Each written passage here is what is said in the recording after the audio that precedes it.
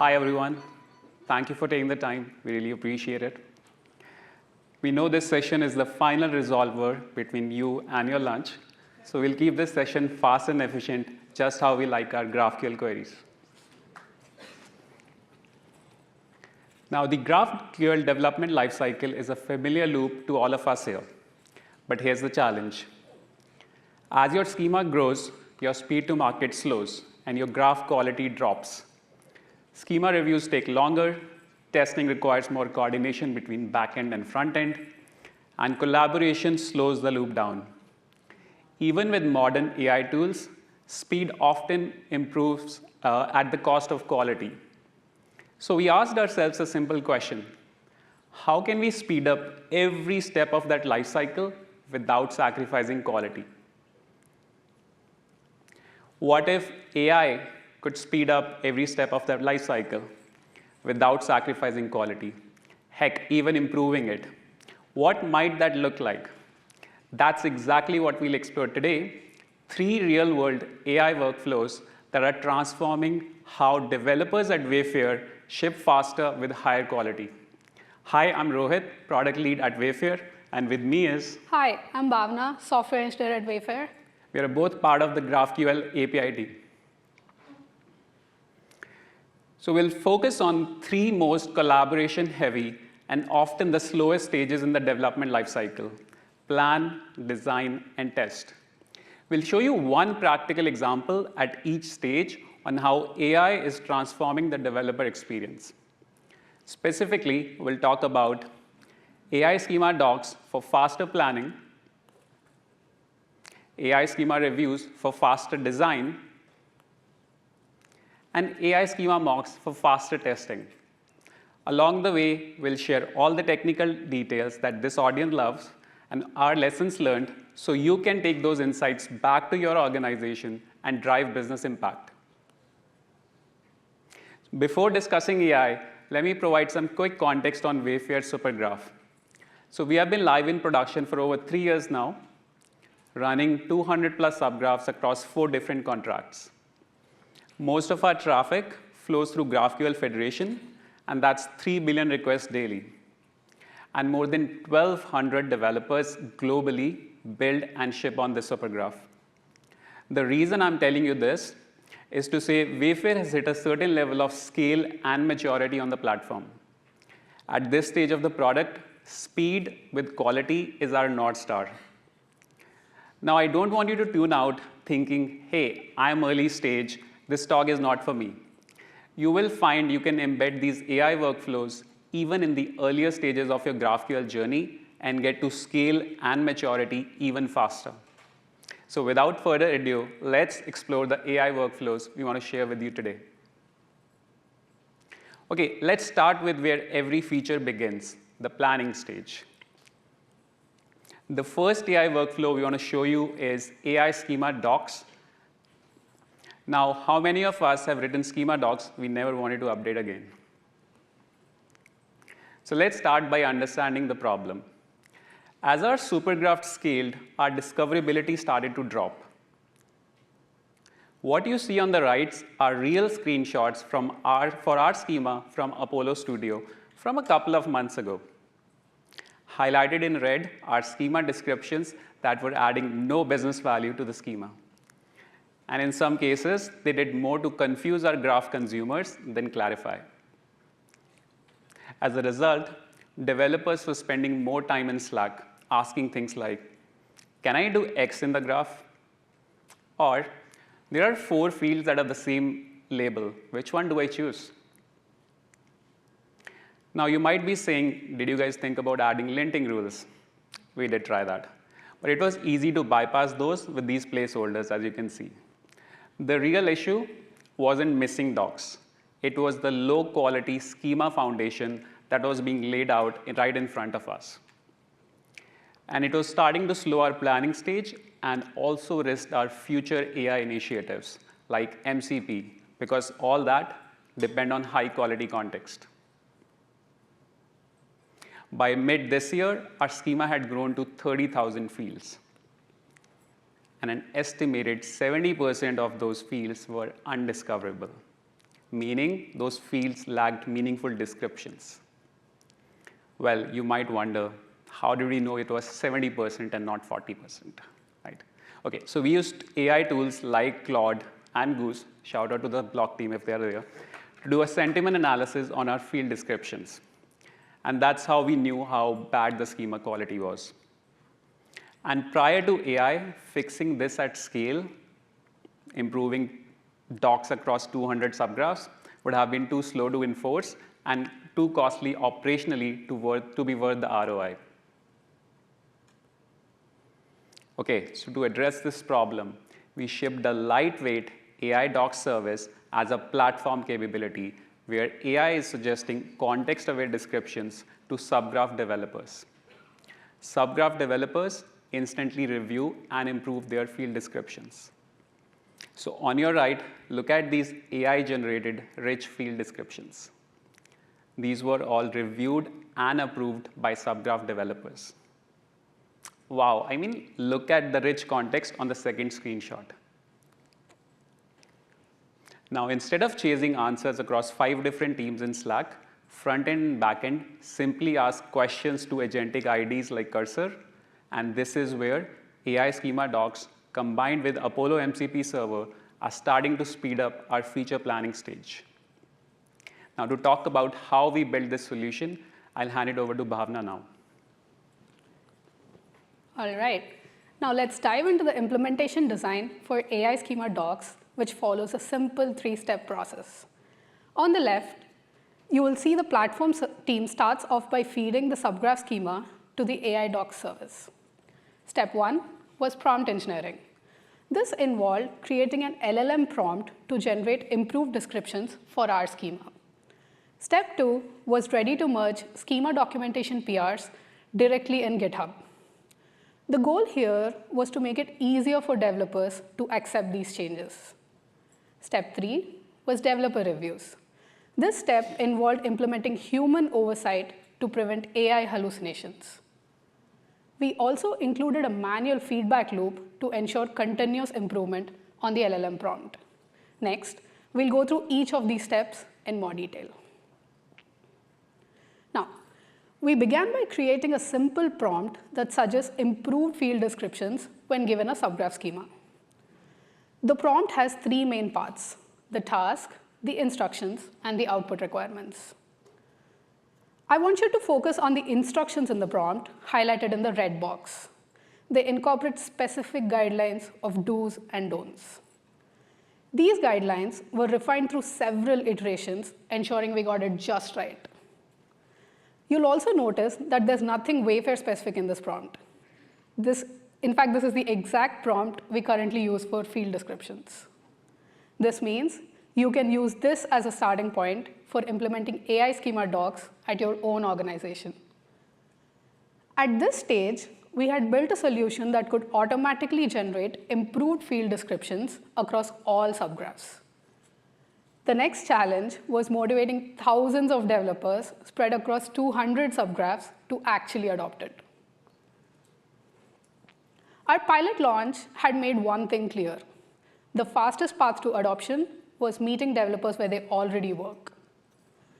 We achieved this by creating ready-to-merge GitHub PRs directly in each subgraph repository. Here, you can see an example of a PR for the address subgraph with enhanced field descriptions. This shows clear evidence of where linting rules had been bypassed in the past. We considered other approaches, like offering this as a platform tool or creating a schema proposal. But this would have meant more work for the developers, because they would either have to onboard to a new tool or review a schema proposal and then copy over those changes to a PR. That kind of context switching and extra work would have led to slower adoption. Creating the PRs directly eliminated this friction. The third and final step was ensuring that developers maintained full autonomy over what gets merged into their subgraph. Each PR was reviewed by a subgraph owner who caught any AI hallucinations and domain-specific nuances. This approach allowed developers to serve as reviewers while AI handled the heavy lifting of writing improved schema documentation. Now, I'll hand it over to Rohit, who will share some metrics about the impact of the solution. Thank you, Bhavna. Cool. So as a result of this work, in weeks, we hit 92% pull request acceptance. We updated 1,600 fields already with AI-assisted descriptions. And as a result of all that, we have cut undiscoverable schema from 70% to 50%. And we are not stopping there. We expect the undiscoverable schema to shrink rapidly in the coming months. So by shifting a lot of the documentation work from subgraph developers to an AI-powered platform solution, we are giving the subgraph developers more time back and front-end developers more clarity. As a result, driving speed without sacrificing quality. And this has started to transform DevEx in the planning stage, empowering teams to self-serve and find what they need in minutes through agentic IDs and Apollo MCP. Let's take a quick look at our lessons learned. So, number one, we recommend start by measuring your schema discoverability baseline. AI tools like Claude and Goose, I guess, can be amazing. Simply feed your supergraph and ask for a sentiment analysis. Number two, an off-the-shelf LLM like Gemini is just perfect for this use case. We didn't need to provide any additional context about Wayfair. Number three, open ready-to-merge PRs for developers to drive quick adoption and build fast momentum. And number four, AI hallucination is a real thing. You just saw some examples of AI hallucinating, so make sure developer reviews are still a critical step as a part of the process. Okay, I'm going to grab some water as we move to the next section.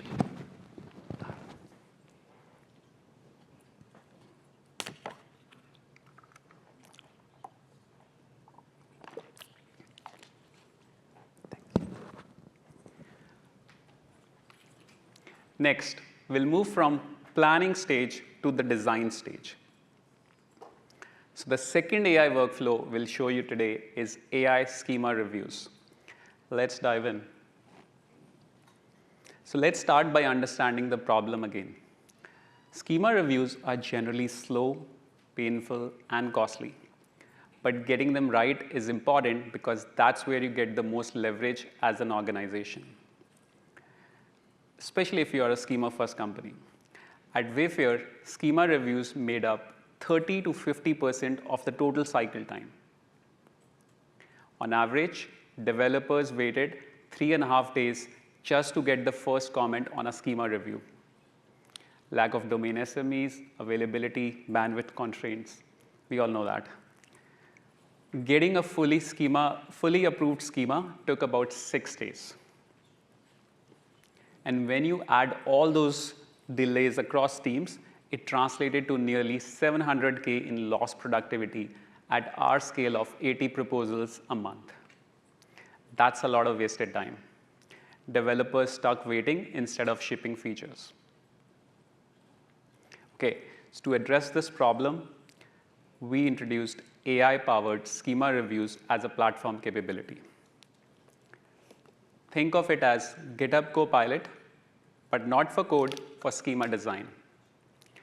Just like Copilot speeds up coding by suggesting improvements, our AI suggests schema improvements during design. Let's take a look at a 90-second demo first, and we'll come back to this. So there are 3 steps to this demo.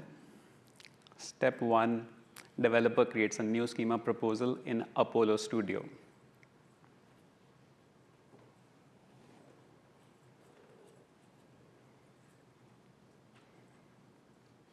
Step 2, schema is ready for feedback. Developer updates the status to open for feedback.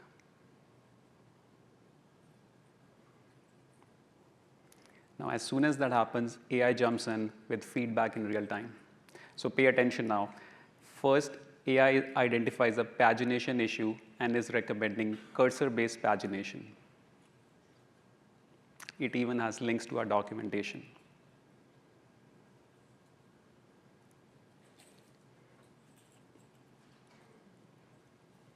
Second, AI identifies a security vulnerability in the schema design where a field is tagged with a public-facing contract. And we'll show you one more example.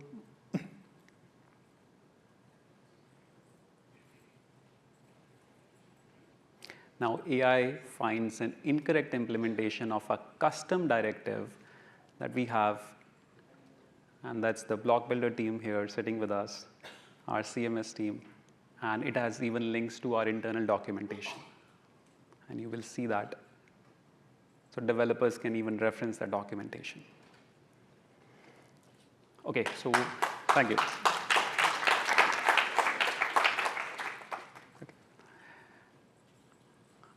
As you just saw, so every schema proposal now gets an immediate AI review. No more waiting for a senior engineer to show up. That saves schema authors time, but also it removes the bottleneck for our busiest people, schema reviewers. Second, because it's fully embedded in Apollo Studio, developers don't need to learn a new tool or a process. It just shows up in the workflow where they're already working every day. Third, the AI isn't giving generic advice. It's tuned to our schema guidelines and best practices with links to our docs. That means high quality feedback and importantly, no hallucinations. So the result is schema authors are moving faster, senior engineers are getting back their time, and we are raising the overall quality of our graph. Again, speed without sacrificing quality. Okay, let's take a look at how we implemented the AI schema reviews. The process involved 3 steps. First, building a RAG pipeline. Second, building a service, a platform service for AI schema reviews. And last, integrating that solution with Apollo Studio. Let's talk about step 1. So step 1 was setting up retrieval augmented generation system.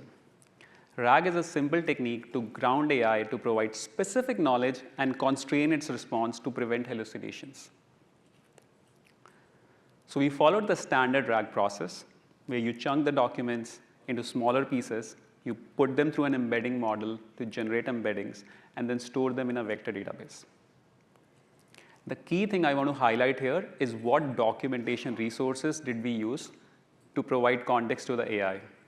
So we used our supergraph schema, federation specs, internal documentation on schema best practices, and the most important resource was past schema reviews from Apollo Studio. So we actually took a dump of all the schema proposals where our schema guardians had provided very rich feedback. And that's how we trained the AI on how we do things. So in case you're wondering, why did we choose building our own RAG pipeline? Why not just choose a base model or custom GPTs? So there were a few different reasons for choosing RAG. First, we actually tested base models and the accuracy was 60% compared to RAG. What do I mean by that? The base model actually provided feedback on things that we were not even supporting. For example, authorization directives. We don't support some of that, and these base models were recommending that. Second, we looked into OpenAI GPTs and Google Gemini Gems, but we ran into license and API limitations. You might actually be able to make it work, so recommend you checking that out as well. Okay, let's move on to step 2. So once we had the vector database with embeddings, here we took a schema with a system prompt that defines what kind of feedback we want, things like naming convention, consistency checks, or best practices. The AI schema reviews checks the vector database for relevant prior knowledge. The service retrieves the most relevant examples and feeds both the schema and the context into our LLM for generating the actual review. The LLM then generates schema review comments. It highlights anti-patterns, suggests improvement, and links to documentation resources. The key here is The service isn't just sending raw schema to the LLM, it's enriched with our own organizational memory from the vector database. Okay, last step. So once we had the AI schema reviews working and had good confidence in the model output, the next step was to meet developers where they already work, and that's inside Apollo Studio. Here's how it works. So whenever a schema proposal status changes in Apollo Studio, a webhook event triggers the AI schema review service. The AI schema review service then uses RAG to generate schema design review comments. Those comments are then posted back inline in Apollo Studio using GraphOS platform APIs. This way, AIs don't feel like an extra tool or another workflow. It's fully embedded in the existing review process. Okay, now you might be wondering, what impact have we seen?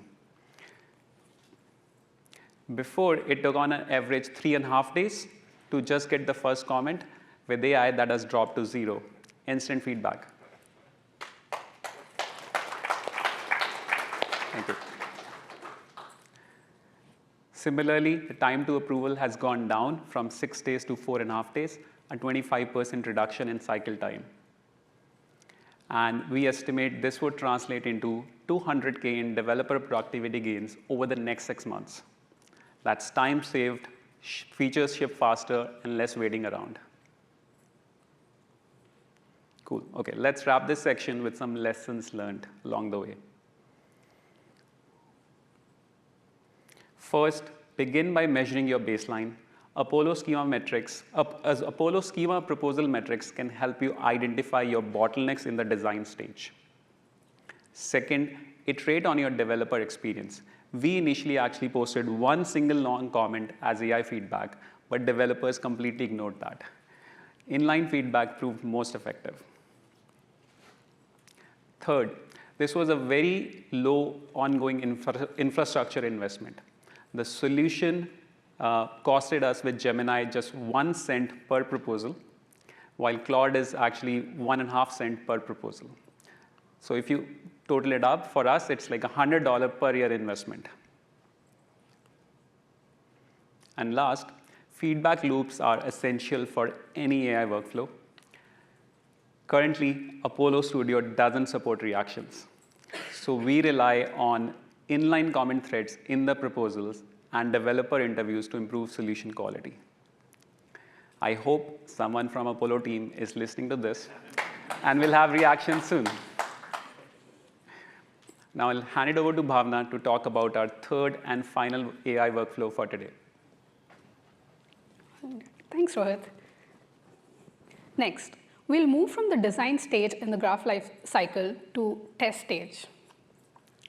The third and final AI workflow we will show you is AI schema mocks that accelerate testing and prototyping.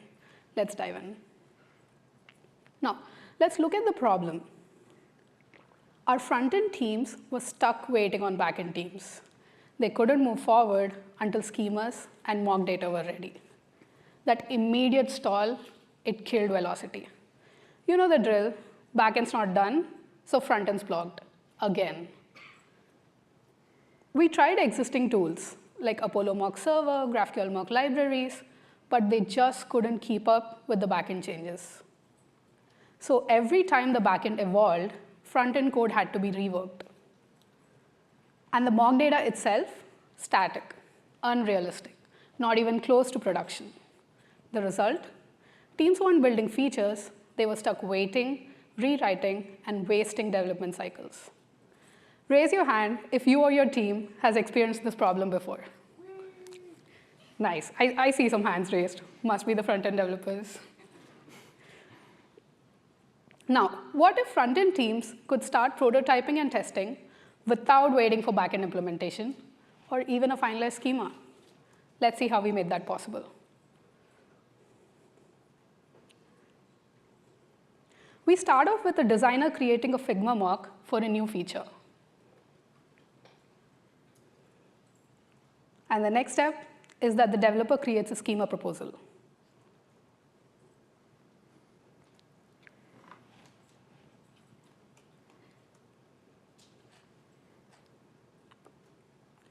From the schema proposal, the front-end developer can access the mock router.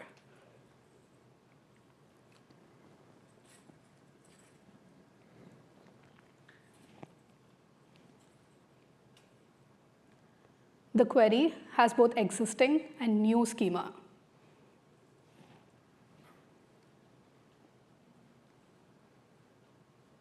And the response has a blend of real production data and AI-generated mocks.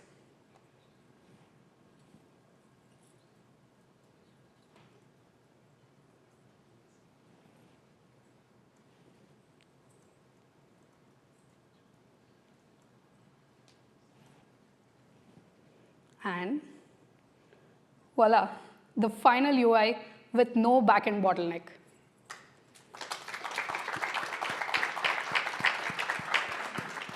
Thank you. So our solution focused on breaking the dependency that kept the front-end teams blocked. By generating AI-driven mocks, we unlocked two big outcomes. First, rapid prototyping. Teams can start building UI immediately using realistic, schema-aligned data.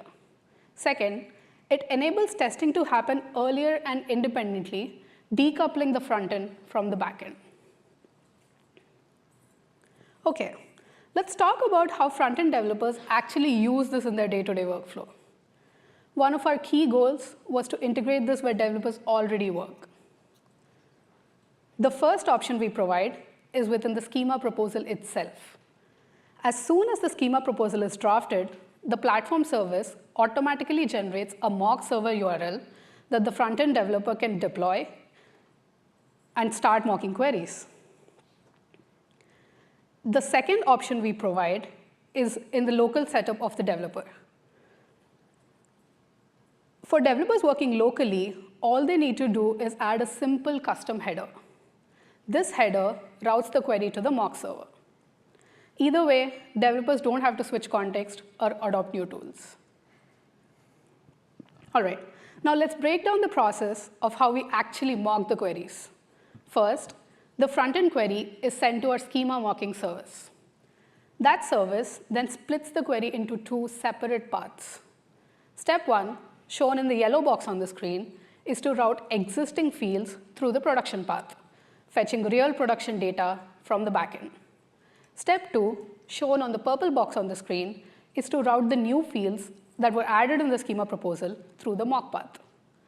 The mock router sends the request to a coprocessor, which then creates Zod schema for the mock query using the type information from the original schema. If you're not familiar with Zod, it's a lightweight way to enforce structure in JSON responses. This is fed to the AI model to generate realistic mock data for the new fields. Step three is validation. Once the mock response comes back from the LLM, we validate it using the same Zod schema validator. If anything's off or missing, we fill it in with defaults, so developers always get a complete, reliable response. Finally, both the production and mock responses are stitched together to create a single unified GraphQL response. Now, this is important because from the front-end developer's perspective, nothing changes. They still send one query and receive one coherent response. OK, the final thing I want to talk about is how we designed the prompt itself. We started with something simple, a plain natural language prompt. Let's pay attention to the task highlighted in the red box. The task is to generate a GraphQL response that matches the schema. No fine-tuning was involved here. And you'll notice that the only thing here that is Wayfair specific is the name itself. The structure of the data and its high fidelity came directly from the schema and the instructions in the prompt. That simplicity allowed us to move fast. We could iterate quickly and still get production-ready responses straight out of the box. We've already seen some exciting early results. This approach has accelerated time to market by 10 to 20% for front-end developers. That means teams are shipping faster with less time spent waiting for dependencies. But it's not just about speed. We're also seeing a boost in developer productivity, which translates to over $100,000 in annual productivity gains. Now, we learned a lot building this system. Let's talk through some of those key learnings. First, large queries over 1,000 lines sometimes cause the AI to hallucinate.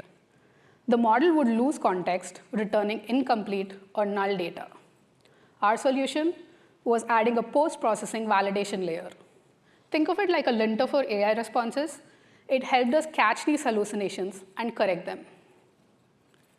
Second learning came as an ask directly from our developers. It was for more control over the prompt itself.